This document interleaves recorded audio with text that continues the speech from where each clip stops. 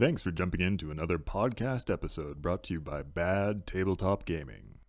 Your hosts are Bill, Armin, Andy, and Dan. If you are a new listener, welcome and thank you for your support. If you're a returning listener, welcome back and thank you for your support. Before we kick this new episode, we want to take a moment to thank our sponsors. Tony at Hammerhead Games, who has a variety of MDF and plastic cut gaming essentials from army trays to objectives and much, much more. And Matt at Pop Goes the Monkey, who has a large inventory of top-notch upgrade bits and specialized add-ons for the models in your collection. Links for both pages can be found in the descriptions of our videos. Lastly, if you like what we are doing, please like, share, and subscribe.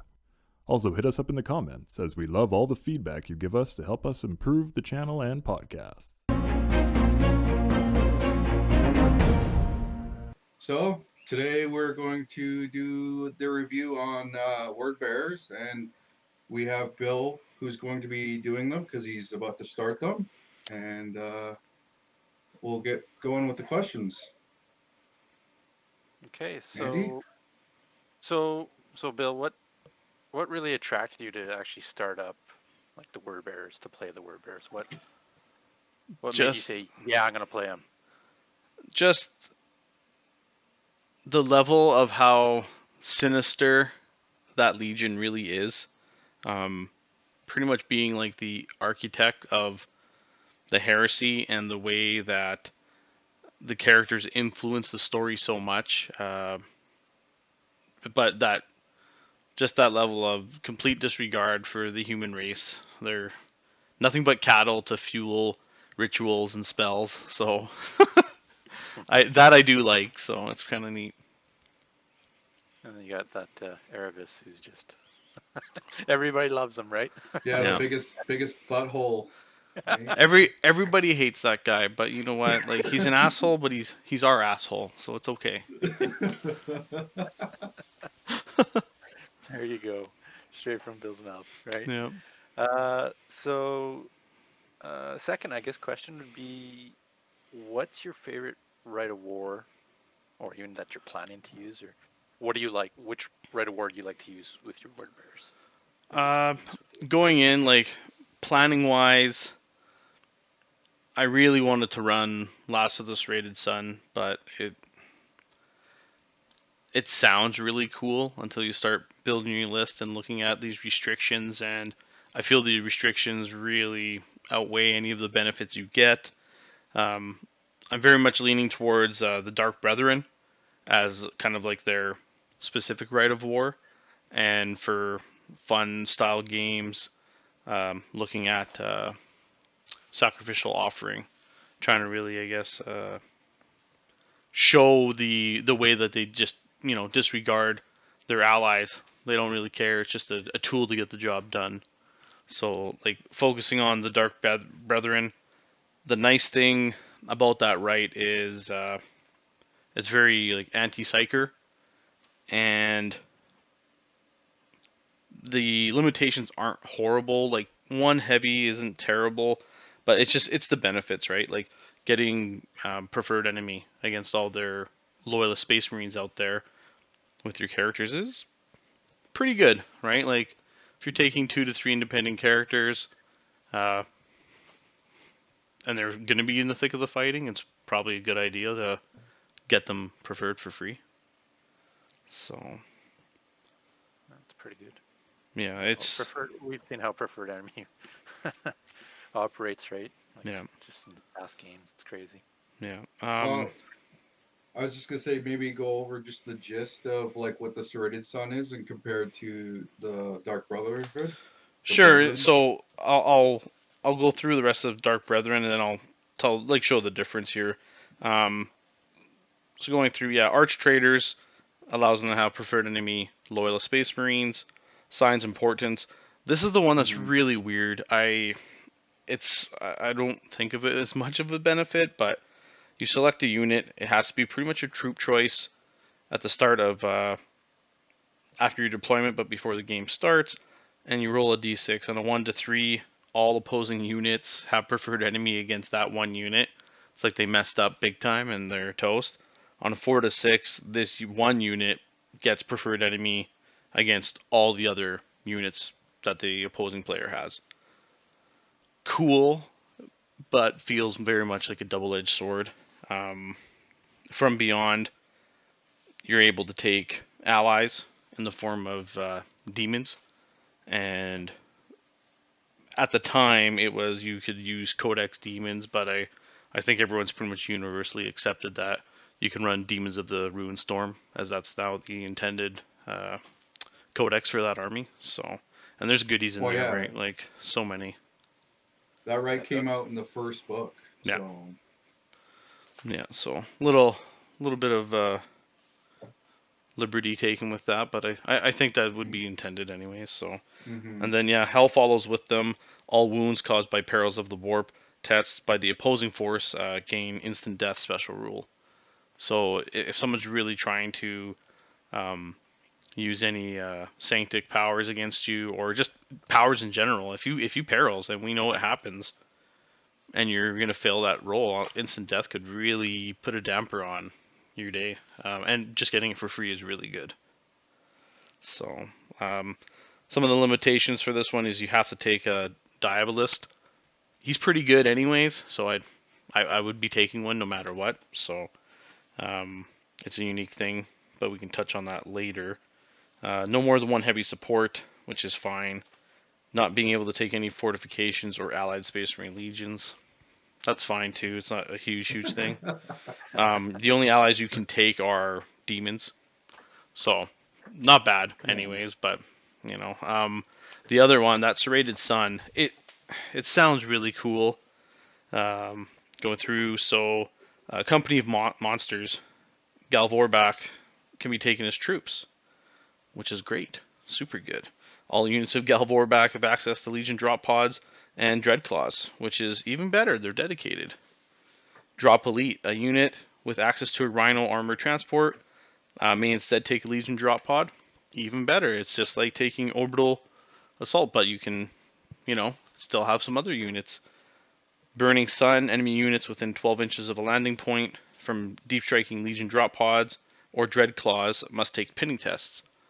That is the one part that is unique and cool, because you can force a lot of tests if you had a drop army, and just making guys roll. You could really take a few squads out of commission if they fail, right? Like, doesn't happen often, but when it does, it could be pretty good. The limitations, and these are the ones that kind of break it for me. All infantry units in the army must deploy via deep striking drop pod or by teleportation if such an option is available, or must be transported inside a flyer. That part kind of sucks. I don't really like all my infantry having to do that, because there's some units that I'd really like to be able to take and have them fill other roles. Kind of forces your hand in that, eh? Well, that's just it, right? It's just not the... Yeah. Just really, like, it locks you in if you're going to run a drop pod list. Like, everything's dropping, and that's good and bad. It's nice to have some support on the field. You can't take any mobile units, which that's fine. There's not many of them out there. And again, you can't have a fortification or allied detachment, which not a big deal. Don't really see fortifications that much anymore. Not often, no. Like I said, it's not a bad right, but I think the other one is a lot better. I think it's just gives you a little bit more options, better benefits, I guess, for sure. It would be the one thing that I would say that you get anyways. So even though the Vorbak can be troops, they're still not scoring it according to their rules. No, yeah, they aren't. So, like, sure, they're your troops, but not being able to score is kind of a huge, like, double-edged sword. Now, I've read some, interesting interpretations online, and they're just like, yeah, but just, drop 4 or 5 squads of Vorbak, and you don't need troops, man. Just kill them all. I was like, wow. Sure, but that may not always work, right? Like, it's nice to rely on that scoring unit that will score for you. So yeah, I don't sure like there to. Will be a there'll probably be a match like that once, though, just to try it out, right? Oh, definitely, yeah. definitely. But yeah, as far as Rights of War go, Dark Brethren for Wordbearer specific will be one that I'm picking. The other one for fun, more style games would be that Sacrificial Offering one, which is a generic one that's, I guess, available to traders only, but still pretty good. So. Yeah, that's the one with cultists, right? Yeah, well, you can pretty much throw the cannon fodder out front. They don't count. I'll go through it real quick. Circling the Trap. All models in the primary detachment gain the outflank special rule. All models, which is really cool because that one I have shown a couple guys like the list that you've got outflanking vindicators and stuff, and those dropping in, Sheen Spirit driving up, dropping pipe plates in your zone could be really good. Faith Misplaced, the Army's allied detachment gains stubborn special rule while it is in its own deployment zone. That's good, especially if you're taking, just some rabble scum to take some shots, right, while your army's in outflank. And then Beneath Contempt, the units of the allied detachment never yield victory points for being destroyed. That one I really like because you're not going to ignore militia or cult like units, especially if there's artillery in the line or any type of mortar, heavy weapons, and they're firing at you. Like, you're going to attack them. It's the only thing on the board for first turn. So, they're going to be the focus for a little bit. And even if they all die, they're just serving their purpose. It's just to soak up some shots. The limitations really aren't bad either. Your allied detachment has to be drawn from militia or the warp cult army list. That's not bad. Your army must include a fortification, so take that sweet defense line, right? Comms links or comms relay, so you can re-roll your reserve rolls. It's nice, especially when you have your whole marine detachment outflanking. And then the primary detachment must begin the turn in reserve, which that's kind of the point. Well, you're outflanking, Yeah, and then you can't have any mobile or slow and purposeful units in your primary detachment. And the army may not include any models that deploy using deep strike rules. So it's and only traders again. So it's kind of that encircling trap where I feel the word bearers would pretty much play like that. One thing about this Rite of War I like is, like, if you're outflanking your primary detachment, your word bearers, right? Yep. And you're playing in a mission that, First Blood. Well, if all your stuff on there right now doesn't count for victory points, for being destroyed, would that count against that? Or is it more of for never yield victory points for being destroyed? First Blood is killing an enemy unit, right? I'd say it probably wouldn't count towards it. So kind of negate that right out of the gate first point, which could be really good. So no, that's a good one. Let us know what you guys think. Yeah. Check it out. I guess next question for Bill would be, what's your favorite wordbearer unit? There are many cool units, and I know everyone's probably Vorbak, come on, but yeah, honestly, the Ashen Circle I think is my favorite. Especially with that update. Especially with that update that we ended up getting. The unit went from mediocre to really good. Ashen Circle are 145 points now. They had their axe rakes upgraded, so they're +1 strength AP3. So strength 5 axes that are AP3 are just fantastic. With the melee grapple rule, so enemies attempting to fall back, enemies, they suffer -1 penalty to their fallback distance, which even if you don't catch them, at least you're slowing them down to try and catch them next turn. But it's just being able to take a squad of 10. They've all got hand flamers, some of their rules. if they enter deploying via deep strike, as soon as they drop down, any models within 6-inch, it's pretty much they take that little flame wave, right, when they drop. It's a strength 3 AP 5 hit, but still, it's just additional rolling just for arriving on board. Mhm. It's pretty good. They always get to use their Hammer of Wrath, even if they use their jump packs in the movement phase. So that's pretty sweet. They are strength 5 for Hammer of Wrath, which is nice. It's just, yeah. They got some good abilities there. Yeah, the only downside with that squad is like they can't be joined by friendly independent characters, but at the same time, starting out at 145 points, like 10-man squad for 245 is going to tear it up, especially in Zone Mortalis orientated games. So Mhm. And weapon skill 5. yeah, weapon skill 5 base is pretty sweet. And you also can take 3 phosphic bombs as well. Eh? Yeah, It's different as well. yeah, They're basically like fun. destroyers. they are. Yeah. I think They that's are. basically their role, right? Yeah, it's basically destroyers without rad, but I don't know. Those strength 5 AB3 axes I think are going to do the work. So The models themselves actually look pretty nice too. yeah. Yeah, and they do come stock with hardened armor, which is always a bonus. So Nice.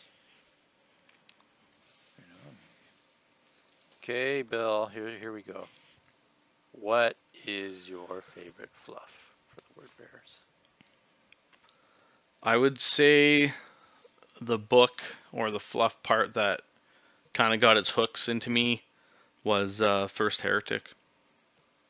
That book's pretty legit. When I first was listening to the audio and they're talking about the Abyss, I was not a fan of word bearers. I was like, wow, this book can't end soon enough. This guy's rolling his R's, and I don't like it. I don't like it. So when I got to the first Heretic, it was very cool, very refreshing, and really just like gives you a bird's eye view of like this is what's happening in the Legion right now.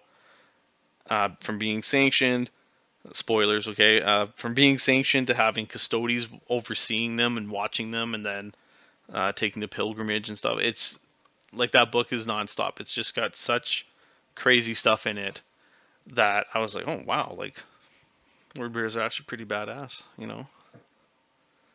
especially when they're starting to talk about the Vorbak, right? When like the first Vorbak, it's intense, like just I guess the transformation and everything, right? And let's not forget like they're dropping Argal Tall in that book, which he's awesome, and yeah, he's just it's a great group of characters that they go through and focus on in that book for sure. Almost each of their characters are very like they're all very kind of sinister, right? Yeah. Mm-hmm. And even the Furious Abyss, Yeah. Zadkiel and all the characters on there too is very they almost seem like they're pitted against each other. Right? There's such underhanded things inside that Legion, right? Like, it's just it's good. Like they're all watching, the one lead apostle or whatever ranking character at the time, and they're all just like, yes, we just want to see if you screw up, so we know what not to do. Okay, right? Like they just love to see each other fail, I guess, because then they get that chance to ascend. So it's pretty good. And then obviously, as the books continue, Battle for Kalth and No Fear, man, those books just amp it up. Like they're once everywhere. They are, and once this army gets fully fleshed out and they're ready to go, I'm coming for you. Yeah, he's pointing right at me. Pointing right at him for the ones that are listening on audio. Yeah. Yeah. Me and Bill are gonna have some pretty good grudge matches. Oh yeah. And it's good because like in our community, really, there's two. We did have one person who did play Word Bearers a while back, James there, but we never really got to play against him when he had the army. But we got Bill and also Jared who's doing Word Bears as well. So it's gonna be nice to have them playing that Legion in the community and get rolling on that and have some good grudge matches and. Oh, for sure. And if you're listening, replay Jared, Cal. yeah, if you're listening, Jared, we will get you games with Andy set up so you can You betcha. bring the word, all right, to the non-believer. I would say if you were to start, if you want to start word bearers or even interested in them, and you only want to listen to one book, I think First Heretic would be the book to listen to, because 100%. it basically goes from them being the best, the goodest guys in the galaxy to being the evilest guys in the galaxy, and it kind of shows their transformation. Talks about when they switch over from the gray to the red armor and like all that stuff. So I think like if you were to read that one book, like Thousand Suns is that one book that changes everybody to play Thousand Suns. I think First Heretic is that book, right? Yeah. Like, because even after I was reading it, I'm like, I got a bunch of models sitting in the closet. I could probably paint them red, and but yes, getting tempted by the word, eh? yeah, exactly. The word of Erebus, or sorry, the word of Lorgar. Yeah, for sure. That's I totally agree with Dan. That book is top notch, especially if you're looking for a good, rich like spectrum of the lore. It's awesome. The tipping point, right? Like Monarchia, just it starts everything, right? So you're like, oh god, and they talk about it a lot. So yeah. I gotta ask Bill. So when you do up your Lorgar, are you going to silver armor or are you going with the red armor? I've been kind of playing around with how I want to paint him. I do want to paint him with red primarily. I'd like to break it up a little bit with maybe almost like a dark gray black to kind of make him look a little bit different. I'm trying to stay true to the fluff. Like I want to keep the scar that Korax gave him on Istvan. I want to keep, because he ends up keeping it like as a reminder. So there's little things that I want to keep in that list. Even like when I go to paint Erebus, like I might end up painting him with his face cut off, right? And just make it look fleshy and all scabbed out and weird, right? Like, yeah, he's still there, right? He's still alive. Are you gonna go for the dirty look for Lorgar? Because I've seen Lorgar with like the dirty, because he starts wiping that dust on his face, right after that planet gets blown up. So I don't know. It depends. I've kind of been thinking of how I wanted to paint his face. I don't know if I want to do it dirty or if I want to try and actually freehand some of those sigils, like tattoos on his face. It's kind of gonna be the crapshoot. I think when I start, I'll just kind of start rolling with it. I'll practice on some, fleshy like orc arms or something to try and get the freehanding down, but we'll see. I want him to look interesting, right? So there will be a little bit of I know glow effects here and there too. So I know you've experimented with the red armor on that 140K model of yours there. Yeah. For Chaos, and it looks really, really good. So I can't wait to see what you do with that. It'll be pretty wicked. Yeah, it's not really the. It's what I don't want to do is the metallic look that's kind of out there. It looks cool. I'm a fan of like the matte colors, especially with reds. You can really play around. It's a very rich color, so you can. The way I'm trying to do it is fade from like a black burnt umber up to pretty much like a Wild Rider red or Speed Freaks red kind of look, but have that nice airbrush effect to get all my highlights in, and then wash it all the Druchii violet to really kind of like bring that purpley red out, and it does look really cool in that Lord Discordant. So definitely aiming for that. So. You'll see pictures in the near future for sure. Oh yeah. As we and whatnot. Definitely. So nice. So do we want to go through, I guess, the Legion then for some rules? Yeah. And whatnot, or yeah, we could do.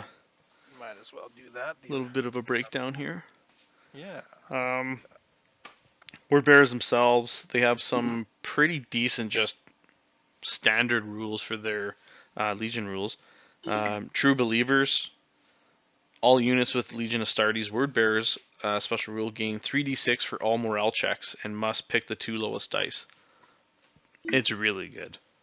Like, as just your generic trait, it's pretty good.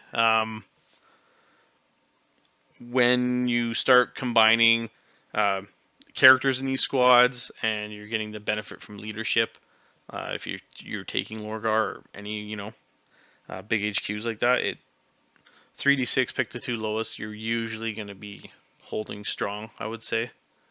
Mhm. So, Especially using our dice. yeah, dodge, so good. Cut them down. All units with Legion Astartes Word Bearers must always make sweeping advances when possible, and you must re-roll sweeping advance rolls of 1. Why wouldn't you want to? Like, I don't see why you wouldn't want to sweep, right? Like, if I can sweep that squad, for sure I'm gonna do it. So. Well, you have that, and then like what's the squad you just talked about? Ashen Circle. Ashen Circle, right? Yeah. With the rakes. Slow some squads up, and yeah. Yeah, no, that's pretty good. And then their other trait is the charismatic leadership. Any primary detachment force chosen from the Word Bearers Legion must take a second compulsory HQ choice, where a second choice is allowed, and this choice has to be either a Centurion or a Chaplain. Nothing new there, especially as a Space Wolves player. Extra HQ, it's like, yeah, okay, I'm used to that anyways, so. And it's a Chaplain, which is even cooler. Mm-hmm. I'm alright with that, so. They definitely have some good combinations, like little combos you can do, especially with squad and list building. That having a Chaplain that you must take it's pretty good. So there's a bunch of characters that can fill a bunch of those roles too, right? So we can get to them later. Yeah, for sure. For sure. That pretty much rounds out like your actual Legion traits. The nice thing about Word Bearers is they do unlock another console type, which is the Diabolist. Yep. For 35 points, it's basically a guy who has become completely ingrained in like the unholy magics and sacrificial offerings and everything else. He's like the pre-master of possession, basically. The Diabolist gains the demon special rule and preferred enemy loyalists. Again, awesome. And it's added to all their close combat attacks in addition to any other weapon effects. They may not be equipped with a bike, jet bike, Terminator armor, power fist, or thunder hammer. Not getting the power fist kind of hurts because, it's always cool just to walk up to a guy and just eat fist, right? Like, whatever, but that's alright. And then the Diabolist is present in Wordsbearer's Force. Then the Force also gains access to the Dark Channeling option. Pretty cool, especially fluff-wise, right? Dark Channeling is 25 points per squad as an upgrade you can buy. And it's only available to Legion Tactical Squads, Veteran Tactical Squads, Legion Breacher Squads, Terminator Squads, Assault Squads.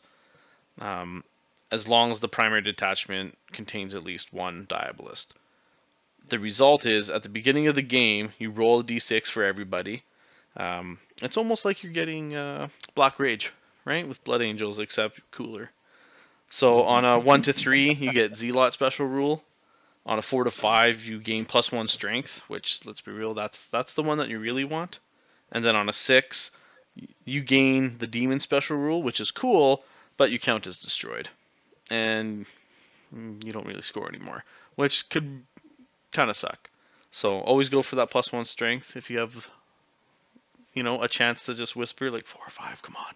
When you make that dice roll, because you really want it to be +1 strength. Here and there. Yeah, come on now. You gotta roll it on an 8-pointed star. That's right, yeah.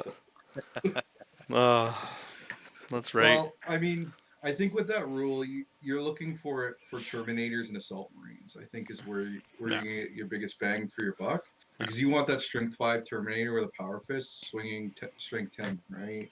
Oh yeah, That's why Bill was saying that. Right? it's pretty good. It is a nice bonus to have. Like even Zealot is a pretty good bonus as well. It's just that Well, +1 strength is insane. So, nice thing about Word Bearers also is Burning Lore. It's another type of an upgrade. It's a 30-point upgrade. You can take it for Praetor, Diabolus, a Centurion, or a Chaplain. Which, if you're taking them, I really like the fluff aspect, right? If you have the option to take these upgrades, the channeling and the burning lore, like take them. It makes that army really, really cool. There's a lot of flavor in there. What the burning lore does is it's basically warp tainted incantations. Maybe they have an octet, carved on their face somewhere. Anyways, they turn into a level 1 psyker, and they get access to biomancy, telepathy. So out of the two, I think biomancy is better, just because if you can get endurance or something to really pump your character up, it could be really good. And yeah, for 30 points, it's nice. You're generating power dice, especially if you can use some of them to help Lorgar, right? What we can touch on his powers later. It's really cool. They also unlock a special piece of war gear, which is a tainted weapon, and I'm all about the tainted weapon. It's on paper it looks like crap. It's strength as user, no AP. It's a melee specialist weapon, but it does have instant death.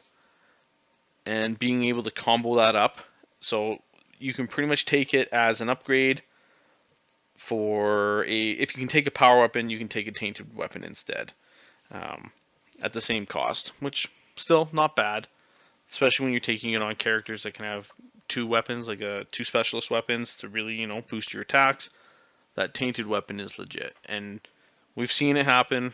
If you're failing that 2+ armor save on a Praetor or Ogrins or anything like that, right, and you're just stabbing these dudes, it's really, really cool, especially the modeling aspect of being able to really make, baby anatheme knives. I was using pretty much the Plague Bear swords, because they're all kind of like chipped. They almost looked like obsidian, and the point was to paint them like obsidian, black with either dark to a light blue highlighting, or like a purple or green even, to make them look like like sinister, like jet black little knife that's gonna cut you. And they're corrupt. yeah, you don't want to get cut by Corrupt that, about it. so be bad. So yeah, it's a cool way to really flush out instant death in your squads, right? Like, and lowly sergeants can take them. If you can take that power sword, man, power weapon, you can rock these as well. And yeah, I'd always go for the tainted weapon just for the chance. Oh, my tactical sergeant killed your Praetor, bro. Ooh, it's like, Yeah, I never even thought about that. well, Sergeants, yeah. could be cool, right? Like, chances are, if you're fighting a Praetor, you're gonna die. Like, let's be real. But hey, sometimes the gods are kind, and sometimes you'll make it in there. So we'll see. But as far as like your overview of what the word bearers offer, that's pretty much like the special stuff, minus the characters and units and whatnot. But yeah, a lot of flavor that can be used for pretty much anything, especially if you're a fan of the books. Like, that's what drew me. So everything I can add to make these guys more sinister, the dirtier, the darker, I'm all for it. Especially playing around with some blood splatters on my Dark Apostle. I'm gonna probably have a few of those. Maybe some cut up militia guys on some bases, dead Ultramarine dudes, Hey now. So that one was for you, It's okay. Darren, if you're listening.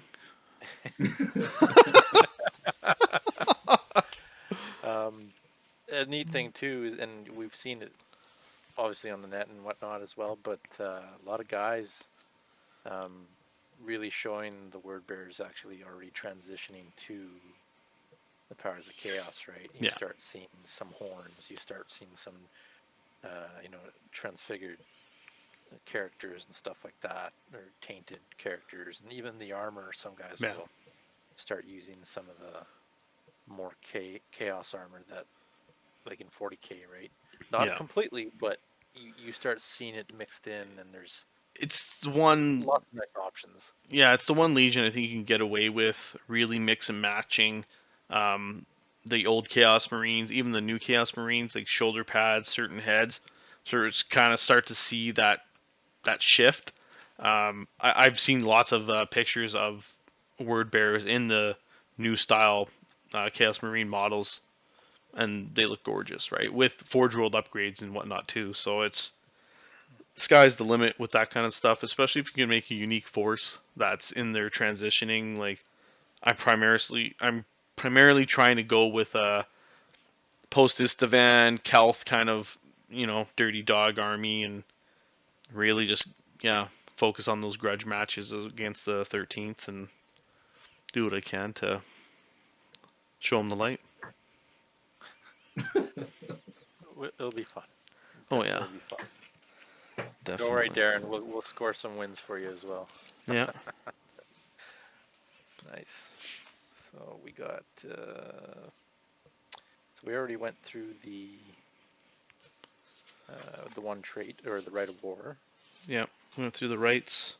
I guess we could do some units. Okay.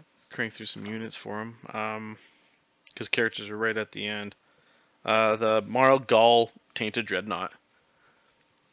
It's disgusting. It's super good. Really, it's expensive as hell, but it's super good. Super good. Like the one page in the book, it's one page is just text of all its rules.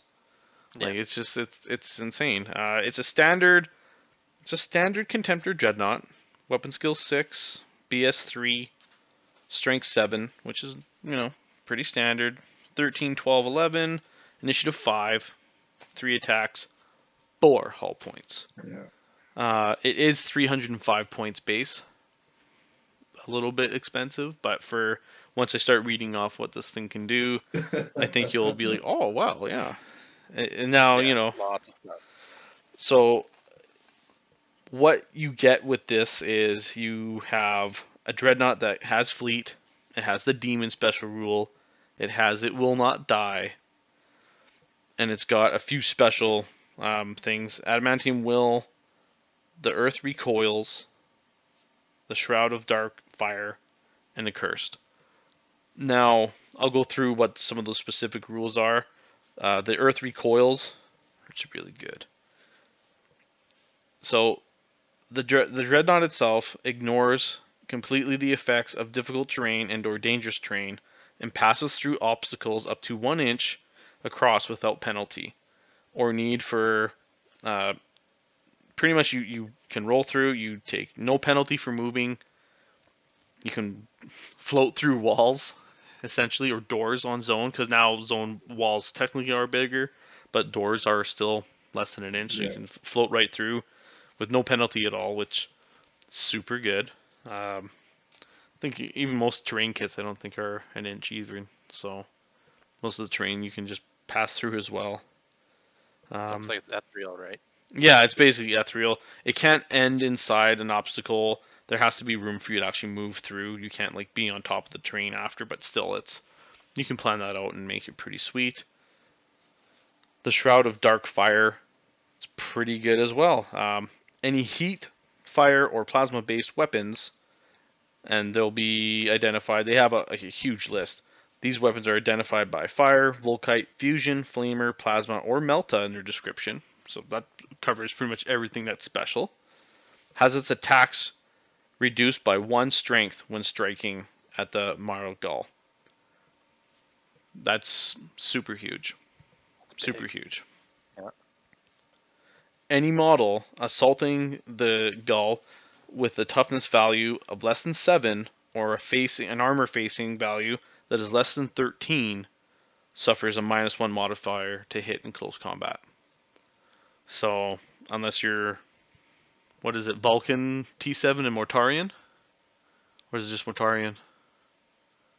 I think Vulcan, Ferris, and Oh, Mortarion are all. yeah. Yeah. So unless you're those guys, right? Everyone else, like Primarchs aside as well, it's -1 for you to hit, which that's awesome. There's not much Do you that's think gonna. Does it really explain what it is, or do you think it's just like his psychic presence that's just pushing people to the ground, or? So it says that it is wreathed in a coal black fire, as it was released from the depths of the Empyrean. So it's basically like warp fire all over it all the time. Oh, And it's okay. they have a little description, right? Like its armor is running like molten wax, and there's bone and flesh, and it's all kind of oozing together as this organic thing, but it's on fire, and it pretty much sounds like, Hellraiser Nightmare on fire, Yeah. right? Like, so it's pretty crazy. If the Maragal suffers an explodes result, instead of the usual procedure, instead replace the model with the massive 7-inch marker. All models, and if you've ever fired that 7-inch blast, man, it's legit. So, all models touched by the template suffer a Strength 6 AP5 hit with the Soul Blaze special rule, whose effects are determined as per a barrage attack. So, like in combat, that thing is scary, like hands down for sure. Being weapon skill 6, most things are still gonna have to, like Primarchs and whatnot, will hit it on force, which is pretty sweet. And -2, right? Yeah, like, well, mostly on 4s, I guess. Like anything worse, it gets even worse. The last special rule there, the Accursed, it is also really good. So fear tests against the Marigal are taken at a -2 penalty. So a little Night Lord action in there for you. Almost better than Night Lords, I'd say. It can never count as a scoring unit, which, whatever, that's fine, regardless of the mission being played. And it does still count as a denial unit, which is nice. All models with the Demon and/or Psyker special rule are subject to blessing type psychic powers within 6 inches. At the end of the turn, suffer an automatic Strength 5 AP2 ignores cover hit. So this is the unit that you don't run beside your army. You run it towards the enemy as quickly as possible, because you really don't want to be taking any of that, especially if you're, with, like we talked about, Burning Lore, running Biomancy, you're trying to get some blessings off, that this bastard's just going to wreck that. So let's kick him out of here. You can float through a wall and be gone, right?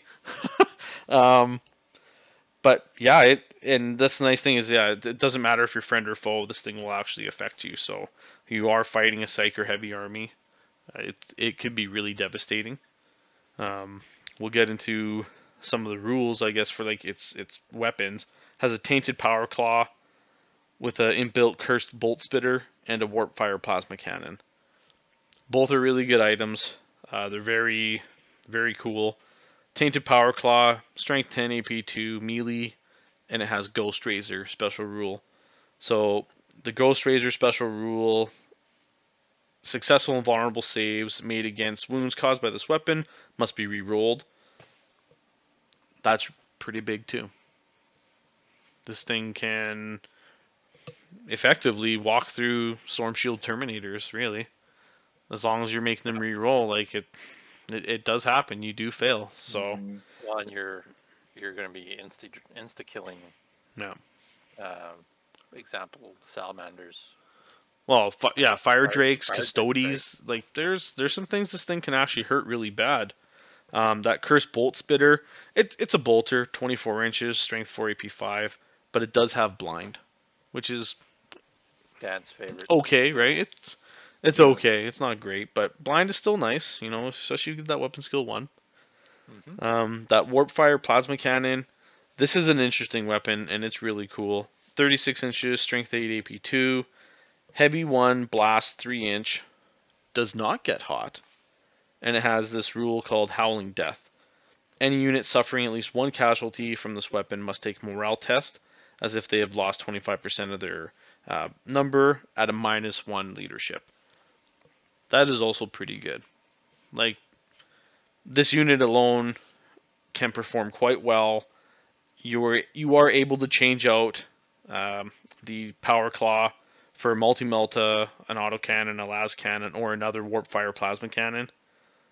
So you can run with 2. I think at first I was considering the 2 close combat weapons, but after talking with Dan, one of each I think is better just for utility, because the extra attack is cool and all, but I think that shooting attack is worth it, especially at the strength 8 AP2. It's pretty good. So, Well, like if you think about it for like Zone of Mortalis or something, yeah, that's where I think it'll excel because yeah, it's got walls and it can just go through doors and stuff. But having that plasma cannon hit a model, kill one model, all it has to kill one model. If they fail that morale, yeah, then they can do like a daisy chain where if you guys don't know in Zone of Mortalis, if you play with the special rules, anyone that fails a morale, any models within I think it's like 6 or something has to take a morale check kind of thing because they're getting scared. But yeah. you can cause like daisy chains of people Mass running and route. stuff like that. I, Yeah. I, Yeah. I did fight that.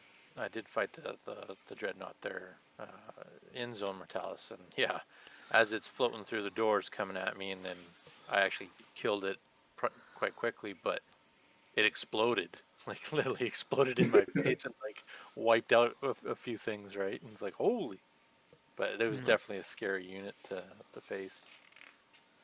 It'll definitely wreck something in your Oh yeah, minds. for sure. Moving on to another elite unit is the Vorbak Dark Brethren. Hmm. The 5-man squad comes out as a cool 200 points. They're pretty good. Like, they are good. Base weapon skill 5, strength 5, toughness 5, 2 wounds, initiative 5 on all your regular guys. If you're taking that Dark Martyr, which is like your sergeant upgrade, you got 3 wounds with 3 attacks. It's pretty good. 3 plus regular power armor, but they got that 5 plus demon save. Your generic rules, you have demon, stubborn, bulky, rage, rending, which very nice. Deep strike and damned. So damned is basically just saying that they never count as scoring no matter what. So it is what it is with that. One of the interesting things is having that access to strength 5 base. As you can see, there's like a little growing trend here is your Dark Martyr can actually take a Power Fist. So now you've got Strength 10 Power Fist in these very hard to chew through squads, especially if you're supporting them with characters. Mm-hmm. It can be really good. The squad itself is going to be hard to fight if you are taking the way I'm running them, like really wanting to either throw them in a pod or have them outflank. It's about target saturation when you're using a bunch, right? Like I think 2 or 3 squads at the most would be more than enough. I keep them 5-man squads, right? Make them 215 with the fist. You can even throw artificer armor on your Sarge too, so 225. And I wouldn't want to invest more points than that. With rending, you will probably take and deal a lot of damage to most Terminator squads. Like it's your equivalent, I'd say. Yeah, they're really good. Well, they're initiative 5, right? Initiative 5, yeah, which Yeah, so that's they're huge. going before everyone with rending, Yeah, and that rending even applies to that power fist. It might not seem like a lot, but when you're trying to, hit a raider, sometimes power fist can't do it. But if you get that 6 and then you get, yeah, more strength on top, it's going to help. yeah, So. definitely. Like strength And they're 10 like, base is going to be great, right? It's just great. Yeah, that squad is Mm. pretty good. and like they have base 2 attacks, Yeah, and then they charge with rage. yeah, Right, with that's another rage, so you're getting 2, 4 and they Plus have the combat. bolt pistol and and chainsword chainsword. Yeah, so 5 attacks Mm-hmm. for your riggers. with the rending. Yeah, with rending, That's which is pretty crazy. And good. like some of the combos, like we'll get into it, right? But let's just look at well, I don't know. There's so many good ones, right? Like different. I have couple of my cards out just for psychic powers of what would be really good for them, like precognition makes that squad insane. Reroll to hit, reroll to wound. In addition, reroll failed saving throws. That's only for one. That's only for the psyker. For the psych, well, okay, so it's not quite the same blessing then as I thought. Oh yeah, no, you're totally right. It's the psyker itself. You want prescience. Prescience, yes, that's the one. Yeah. So it's for the extra rerolls, it could be really good. Just makes that squad super hard to deal with. Mm-hmm. So and running two of them with characters is even more terrifying. Did you give the Dark Martyr their the Arty armor? Yeah, I think he'd be worth taking the Arty armor just to be able to tank AP3, which I'll be pretty confident in saying as much AP2 or 3 as a guy has, he'll probably throw it at this squad to try and, kill it as fast as he can, because you don't really want Vorbak running around in your line. Any which way. They have a 5+ invuln, right? So. Yeah, which not super good, but again, you can amp it up with psychic powers and do what you need to do. Mm-hmm. We did talk about the Ashen Circle. Again, awesome. They're my favorite unit. So, leading into the characters, we can kick off with the everyone's favorite asshole. So, High Chaplain Erebus, yeah, man. Erebus the is just emissary of the War Master. It's just a beast. His rules are really cool, especially from like if you're running a character progression campaign style, ongoing like game or campaign story arc based deal is at first his stats don't seem like super crazy. He's pretty much Praetor level, weapon skill 5. Nice thing about him is 3 wounds, does have the 5 initiative, 2+ armor. It's decent. He does come stock with a Iron Halo and the Mastercrafted Power Maul. But his special rules, like I swear this guy has more than Primarch's got. It's obscene. So he has Zealot, he has Burning Lore for free, still Master of the Legion. Warlord, if he's a Warlord, he gets Intimidating Presence, which, whatever. Not a big deal. Marked by Dark Fates, pretty decent. Showing campaigns where character casualties and injuries between a battle is a factor. You can always reroll the result, which still, it's to the fluff, right? Every time you think that bastard's going to get his, and slips away. Just slippery, man. Slippery. Harbinger of Chaos. So if he's your Warlord, its units may benefit from the Dark Channeling, so you get to buy it for your army. And you may also take your contingent of allied demons, which is nice. He has Adamantium Will. So, the nice thing about this character is he does count as both a Diabolist and a Chaplain. So he's like your one-stop shop. If you are running special characters, you can spend just 195 on him. He covers both of your, comp choices, and you have more points to play around with and pretty much spend whatever you want them on. So yeah, if you're taking like the Dark Brotherhood, then he's the one to take, right? Because he takes your second choice Chaplain and your Diabolist, so you don't need 3 characters. No, he's very good that way, like utility wise for the army to save you points. So the next HQ, not my favorite guy, the Dark Cardinal here, Kor Phaeron. He has some cool stuff like in the story, the claws and everything, right? Like he's got a cool story. He does have Lorgar's ear for quite a long time, being his like adopted dad and whatnot. But he's just in game, like on paper, he's just terrible. He's so bad, So weapon skill, ballistic skill, strength 4. He's only got toughness 3. And that's what you get when you're not transhuman. Okay? You're just scum. You're just a guardsman in Terminator armor. Nice thing about him is, you get 4 wounds, which is cool. You are only initiative 3 again, guardsman, right? 2 attacks base. Like, get out he's of a here. Terminator. He is, but he's just a Yeah, crap version toughness because 3. it's just So he he does have 10 leadership, his 2+ armor.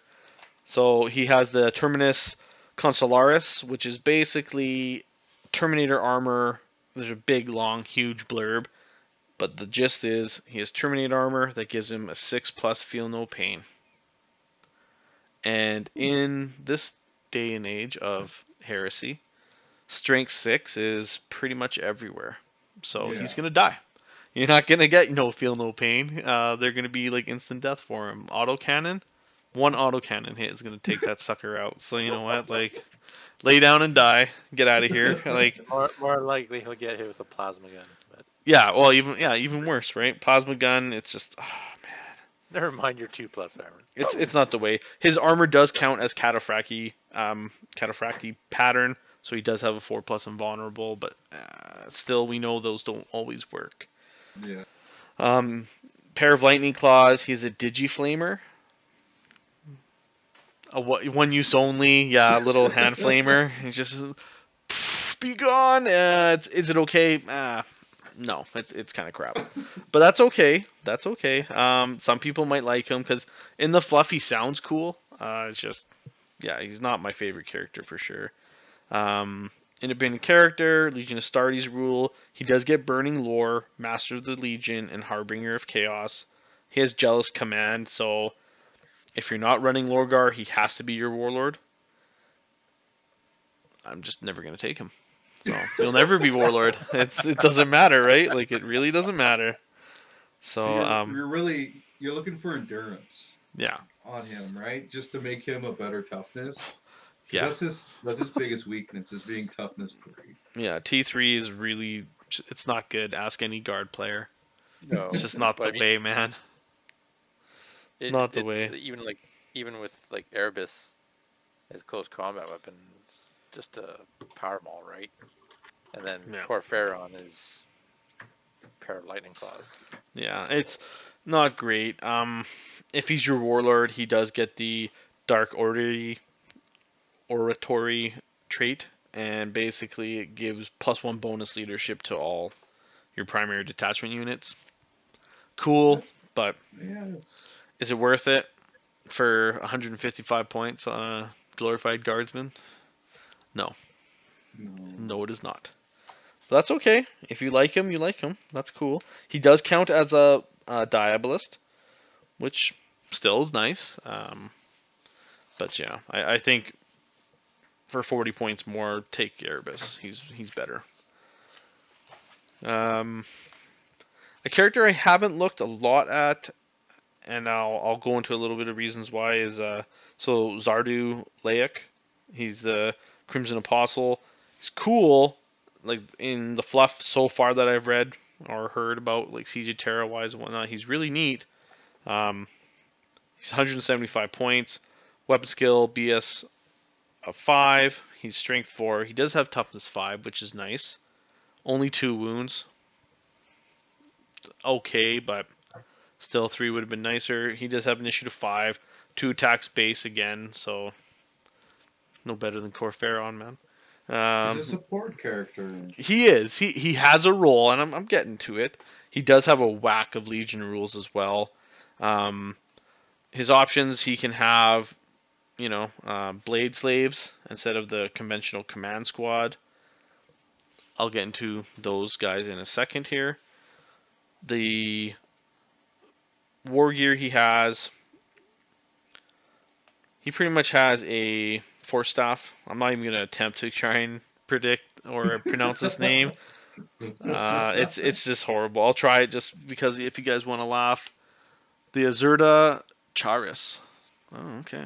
A bolt pistol, panoply of flame, artificer armor, crack and frag. So that Wicked Force Staff is basically strength plus 2 AP 4, melee force 2-handed. It's nothing super crazy. It does allow him to reroll a single failed test to manifest a psychic power once per game. Okay, that's cool. It's got kind of a neat upgrade. The Panoply of Flame, he basically doubles up. He's pretty much like a battle standard with this. All models with the Word Bearers Legion Astartes rule within 12 get +1 modifier to their score for deciding their combat results when determining victory and results, and +1 to sweeping advance rolls. Good. It makes your army good, definitely. In lieu of making one of his normal shooting attacks, it can be used as a heavy flamer once per game. A lot of kind of once per game little things in here, but that's okay. It's still, I think, yes, as a support character, he will do a lot, especially if you're going for trying to really just drown him out in attacks. And comboed up with like Gal Vorbak would be good, right? What else does he have here? So yeah, he's Master of the Legion, independent character. He has the Demon special rule, Binder of Souls. Binder of Souls is basically counts as a Diabolist, and in addition, any army containing Zardu can benefit from Dark Channeling with a +1 modifier. Cool, but you're just that much more likely to roll a 5 and make them demons, right? Like, it is cool, but yeah, the chance of making them demons is, it's good, but it's not as good as that +1 strength. If it's your warlord, then your allied detachment can be chosen from demons as well, which a lot of like synergy between them and the demons. You can do a lot of fun stuff. He does have the Zealot special rule. He's a level 2 Psyker, so he can have Pyromancy, Malefic, Demonology, which is nice. If he's your warlord, he gets the Rain of Fire warlord trait instead of rolling randomly. Rain of Fire basically allows Ashen Circle to be taken as troops for the army's primary detachment instead of fast attack choices. They become scoring. In addition, they can have Dark Channeling as well. I don't know why you wouldn't like him. He's literally 3 characters in one. He's a librarian, he's a chaplain, and he's a herald. Plus, he lets your favorite unit become troops. I know, but he's 175 points. He's a lot of points, man. Well, don't take Erebus then. He's literally just, you don't take Erebus. Yeah, but I don't know. I like him because if you run him with the Kor Phaeron, he's good, but psychic powers. He works with demonology. He does, so and there's a lot of shenanigans with demonology you can play with. The only thing that kind of holds me back is, yeah, if I take him, I still have to take that chaplain. Right? Like, it really depends, I guess, on how many points you want to invest in HQs. I'm cheap. I like to kind of, skid by with what I can. This is coming from the guy who, I don't buy dozer blades for my rhinos, okay? So, like, I'm talking cheap. 5 points? No way. I'll save that for something else. So, yeah, he is a good character. Like, definitely support orientated. I haven't really looked at him too much. Those blade slaves, they sound really cool, but for 100 points, no.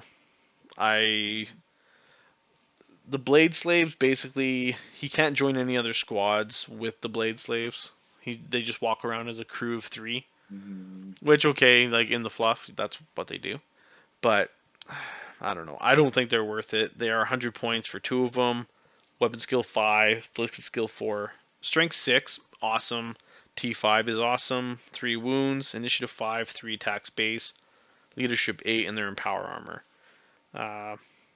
It's great. They have Plasma Pistol, and they have this Anacatis Blade, which is basically Strength User AP 3, but they have Severing Cut, and it is a specialist weapon. So any wound rolls of a 5 or 6, the attacks weapon are treated as AP 2. In addition, each unsaved wound counts as 2 wounds. Now, I know that's like, wow, that's amazing. Why don't you take it? Well, because these guys are still just rolling around on foot, unless you were going to pay for them to go in their own special little pod or tank, and I don't see the reason to do that. They are demon, they get rage, they have it will not die, they have mindless killer special rule. So if this is almost like a program behavior rule. If Zardu gets killed or as you move from play, they pretty much devolve into mindless killers. So unless they're in combat, they have to move towards the nearest infantry or monstrous creature type, friend or foe, and charge it. And it's just like, oh, okay. So because Zardu's not the strongest, he's only got 2 wounds, I wouldn't take him with these guys. I would take him with just Marines or something, so you can, join squads, or don't take him with anybody and just join a squad. But yeah, they also have bulky. It is what it is, but yeah, if you want to rock the fluff hard, yeah, take him. I don't see the use because it kind of puts Zardu Layak in a weird spot where he can't join any squads. So, and I think he needs to be in a big blob. Maybe for zone. Yeah, for zone it might be fun. It could be, yeah. But it's still only 2 models, right? Like 2 guys. Yeah. And then Zardu. Yeah. But now, from a modeling point, sure, you can buy them because you can always have them as your sergeants. You can customize them and make them your martyrs. Sergeants for your Gal Vorbak, your Dark Martyrs. So that's a way to use them anyways, because they are beautiful. The models are nice. I will say that about them. So one of the last remaining HQs, and he's actually one that I really like. His special rules aren't amazing, but they're pretty good. Is Hol Beloth. So he's 165 points. He's really portrayed hard, like in the Kelth area. That's where he does his jam. He is a Praetor level character, which is nice. Weapon skill 6, BS 5, strength toughness of 4. He has 3 wounds, initiative 5. He does have 4 base attacks, which is nice. Leadership 10, 2+ armor. So he has a mastercrafted power fist, tainted weapon, right? So he's getting the little add-on. He's got a plasma pistol, iron halo, which is always good, and yeah, his artificer armor. He has a bunch of special rules. Master of the Legion, which is always good. Like a lot of their characters have special Master of the Legion, which is nice. Independent character, hexaglyphic ward. This is a cool rule, and I really think it's like a little flavor fluff item. So it's basically Hol Beloth can ignore the first wound suffered as a result of a failed save in the game, even if that wound would normally cause instant death. Pretty neat. It's like, don't get me wrong, it's not game breaking, but if you want to tank a las cannon with them, you're like, yeah, it's okay. Don't worry about it, right? You're like, oh shit, cool. It's kind of cool. The second one might get you, but whatever. Look out, sir. It's just, yeah, it's a cool, nice little dealy. It's basically fluff wise. He has an octet carved into his forehead, and it saves him. So, what else? He's got the Exhortation of Battle. This is where I really start to see him as a really good support character. So as long as Hol Beloth is on the table and he's not falling back, once per game in his controlling player turn, he can declare the use of this ability at the beginning of their assault phase. All models in the army with the Legion Astartes Word Bearer special rule increase their weapon skill to 5 for the duration of the phase. Unless it would normally be equal to or higher. It's pretty good. If you're just taking blob squads of either, assault marines or your tactical marines, whatnot, and you really, want to maximize extra close combat weapons and run it as get the big assault and pop it off, you might have some really good squads. +1 weapon skill, so weapon skill 5. If you did roll good on your dark channeling, you're getting strength 5. You can make these squads actually pretty good. It makes your Terminators? Pardon? Terminators? Yep. Right. They'll get weapon skill 5 then. Yep. Your base, your plain Jane base units will get weapon skill 5, which could be really good. Hitting on 3s versus 4s is always like a game changer. So, For sure. yeah, and if he's your warlord, he can have the bloody-handed warlord trait, which it's generic, not too big of a deal. I do like him as a support character if you're gonna run like blob squads or try to just get assault squads in there. A lot of the Gal Vorbak and your Ashen Circle are already weapon skill 5, so it's not a huge issue. But if you're running, those infantry units more, I think that he's a benefit. 165, he is a little expensive, but still, he's kind of got some cool stuff with him.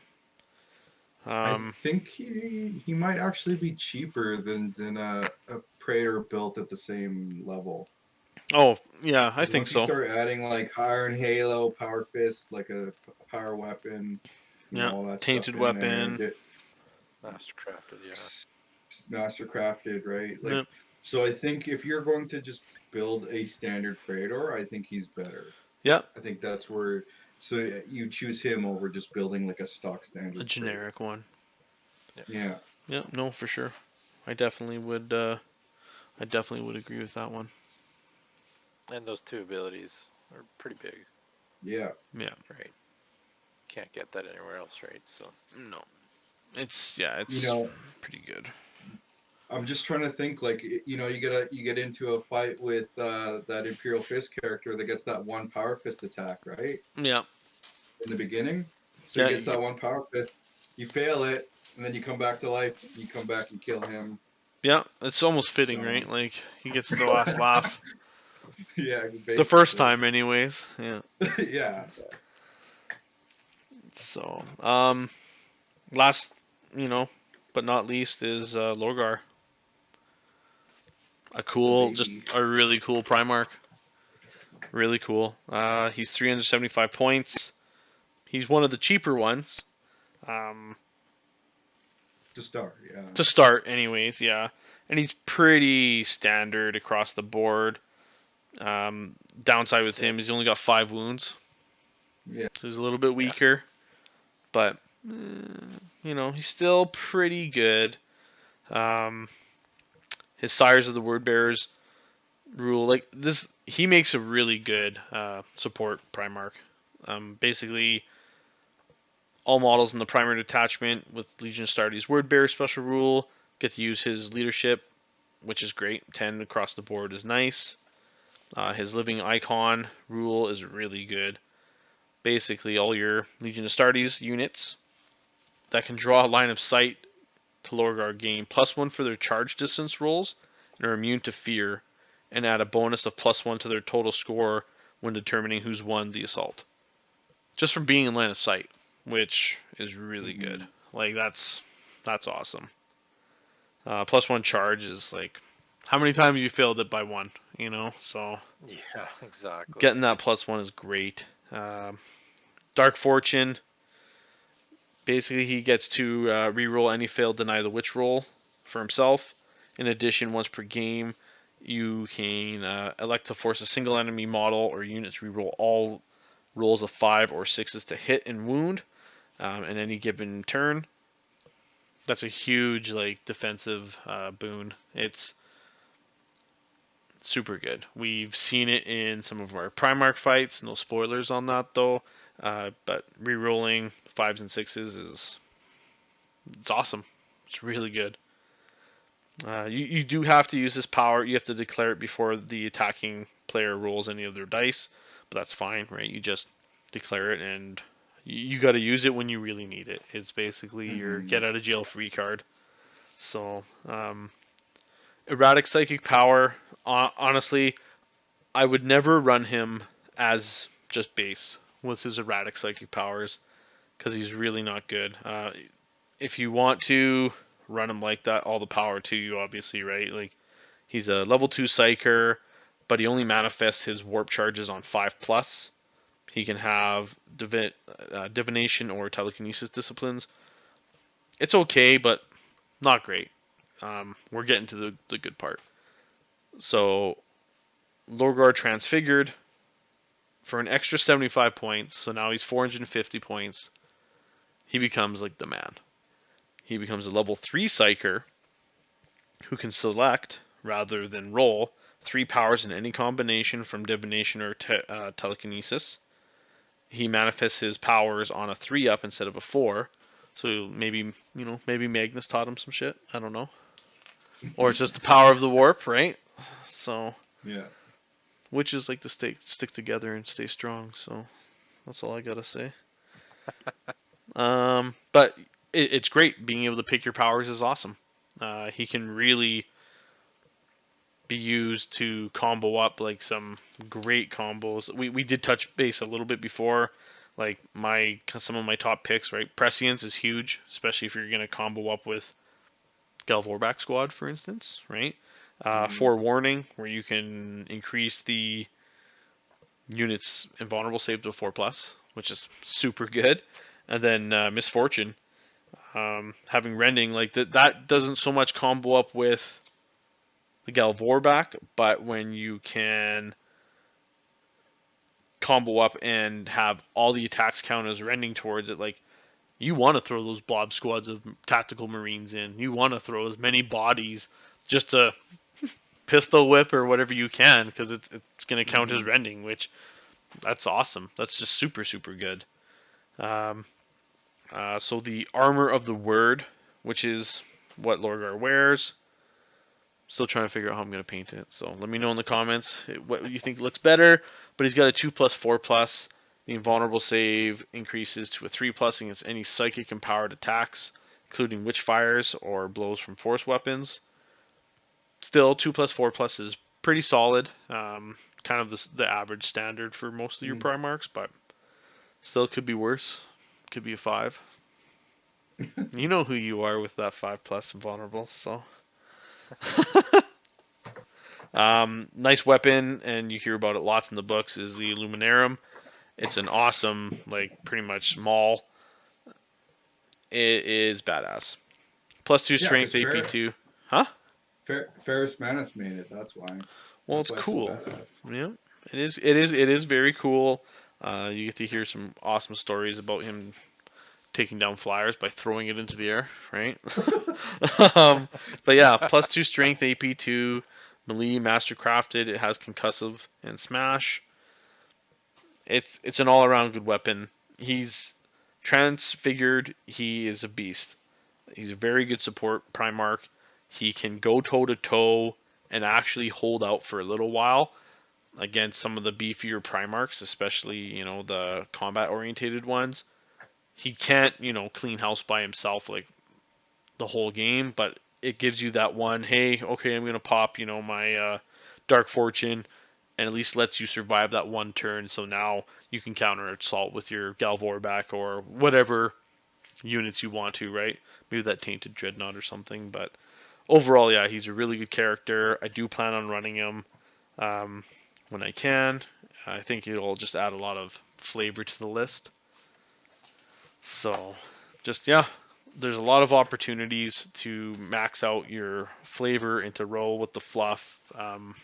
Always, rule of cool is kind of the way to really go, especially, for word bearers with the tainted weapons and whatnot. Like, is it the most effective? No, but you know what? When it works, it's going to work great, and I think that's kind of the appeal to them. So. Well, you always got to pray to the dark gods before you swing, right? Always. Every time. Before you roll those dice, you just like whisper to your dice. You just roll it, right? And if you get that off, you're like, yeah! And you just be like, yeah, I pledged your character's soul to the warp. That's why he's dead, right? It's like, no. And yeah, he's done, man. He's getting finger popped by demons right now. It's just, it's just the way it is. So, no. Yeah, I am looking forward to rolling dice and getting that army done. I've pretty much got everything I need model-wise except for my Vindicators. So as soon as that project does start, it'll come together quite quickly. Very nice. Yeah. You gonna make yourself an Argotal? I am gonna make an Argotal. I'm upset he's not a character in the books, considering how cool he is, right? He's everywhere. Wow, it's so good, right? Like, and let's be real, they made a Karn the Betrayer model. You can't make an Argotal. You got that Hol Beloth guy. Look, he's cool, but Dude's in like $2, right? Like, who cares? Argo Tal's all over the place. He's everywhere. So I really hope, if you're listening, Forge World, just relax for a second, listen to my words. Make an Argo Tal. The word Everyone, of Bill. everyone will thank you for it. You made a Saltar Vits, okay? Argo Tal deserves to be there too. If you Could agree, happen. please let me know in the comments. Feel free to send Forge World an email asking for Argo Tal models. I will appreciate Send you. pictures if you have made one. Yeah, if you have made one, yeah, definitely post it on the page. I'd like to see. I do have a couple ideas for bits and whatnot. I was able to scoff a Custody Spear and Sword. Props to Jared for hooking me up with those bits. Yeah, boy. So I am gonna make him as fluff accurate as I can. I'd like to be able to magnetize it so I can swap out the weapons as he's getting more like bestial and whatnot, and like click magnetize claws and some of the crazy grotesques, the gross he has and whatnot coming out. So maybe as he gets wounded, I'll pop arms off and do the Akira way, make him like Tetsuo, just starting to swell with power as he's getting weak. I don't know, right? But something cool just to make him look Yeah. neat, because I really want to run him, and he'd make a great Diabolist or whatever, right? Like he gets the demon special rule anyways, so would be pretty sweet. Yeah, a lot of flavor and a lot of opportunities for customizations and Oh yeah, whatnot for models, right? yeah, So definitely. even your vehicles, like, how many pictures have you seen where you've got like Land Raiders with all the burning candles on it? Burning candles. Stuff like that, right? Any of my vehicles, I won't lie, I'll be having the spikes from those Chaos Space Marine kits. Spikes everywhere. I might even Nice. have some Ultramarine bodies strung up in the front. Just saying. Wrapped with chain.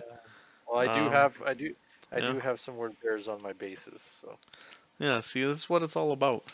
That's what it's all about. I might even make sure a few of the Ultramarines strapped on said vehicles are maybe a couple of those Red Helm guys. You know? You're not even marked for censure anymore. You're just marked for getting crucified on the front of a rhino. I think Darren's like pulling his beard Yeah, right he's now. probably just listening. No! No! So, yeah, all in all, yeah, I'm really excited for Word Bearers. I think they're a great legion. They have a lot of cool stuff.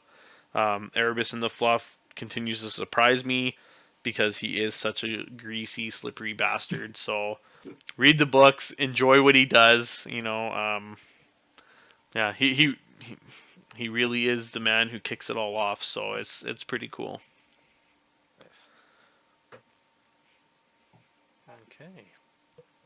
Well, if you guys like what you're hearing, please, like, share, and subscribe. Comment on the channel, comment on Instagram. We do try to reply as much as we can. Yep. Um, Yeah, you know, especially like, if we missed anything, maybe there's something you don't agree with or you think we overlooked for word bearers, please let me know. If you have Serrated Sun, the last Serrated Sun, right, and it works for you and it's actually working well, tell me about it. Let me know, because I don't know. I look at it on paper and I just don't buy it. So sell it yeah. to me. Send pictures of your armies, your Yep. units, all that stuff. Check, on Instagram, Yep. Facebook page, all that good stuff. Yeah, And and if you, sorry, Andy, it's okay. Go ahead, continue. Dan. I was gonna say, if you found us on podcast and you lasted this long, find us we're on Facebook, and we're under Bad Tabletop Gaming. Yep. We're also on YouTube. We do channel, or sorry, we do Background. battle reports for 30K and 40K. Yep. We also do have merch. We have, we'll put it in the link below. We have T-shirts and sweaters and cups and stuff like that. If you guys want to feel fancy and have bad on it, so. Definitely. If anyone has anything else they want to add, Yeah, actually, just thanks, guys. Like, yeah, Yeah. thanks. thanks for tuning in. Thanks for checking on our pages, Instagram, all that stuff. Can't say it enough. I mean, we really, really love and enjoy seeing what you guys are posting and Mm-hmm. putting up there. So, again, from us gamers and hobbyists, thank you to you guys as well. Yeah. So yeah, that's kind of what I got. Nice. Yeah, the only thing I got left is, I'm bringing the word.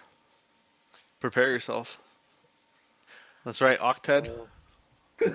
I'm ready. I'm ready. Okay, See you guys. Cheers, guys. Thanks for joining us. Bye. See you.